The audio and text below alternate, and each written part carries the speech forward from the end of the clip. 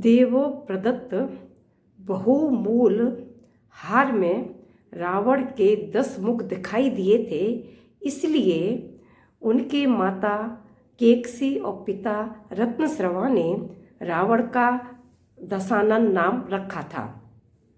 एक बार दशानन अपने विमान से मंदोदरी सहित जा रहा था और जाते समय वह कैलाश पर्वत के ऊपर जब पहुंचा तो उस समय उसका विमान वहाँ कैलाश पर्वत के ऊपर रुक गया। उसने देखा कि भाई कि मेरा विमान किसने रोक दिया।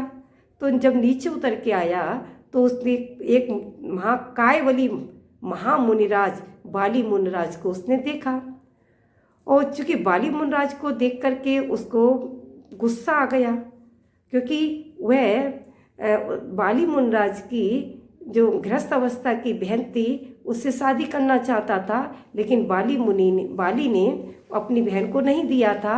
बाद में सुग्रीव को सौंप करके उन्होंने दीक्षा धारण कर ली थी। तो इस क्रोध के कारण से वह दशानन जो था ना, उस पूरे के पूरे कैलाश पर्वत को उठा करके क्या करना चाहता था, फेंकना चाहता था। बाली मुनिराज को जब ज्ञात हुआ तो उन्होंने क्या किया कि अपने पैर के अंगूठे को पुश कर दिया। उस कारण से वह पहाड़ के नीचे वह रावण क्या हुआ, दब गया, और दब जाने के कारण वह रोने लगा कि अब कैसे निकलूं कैसे निकलूं। तो उसकी जो पत्नी थी उसके रोते हुए शब्द को सुन करके उसकी पत्नी ने मुनिराज के पास आई, और मुनिराज के पास आने के बाद उसने प्रार्थना की, क्षमा की याचना की। तो मुनिराज तो चूँकि दयालु होते हैं, और मुनिराज ने क्योंकि पुश इसलिए किया था, यदि वो पुश नहीं करते तो रावण यदि कैलाश पर्वत को पूरा का पूरा उठाकर यदि फेंक देता तो उस कैलाश पर्वत पर जो भरत चक्रवर्ती के द्वारा बनाए हुए जो 72 चैत्यालय हैं वो के सारे नष्ट हो जाते।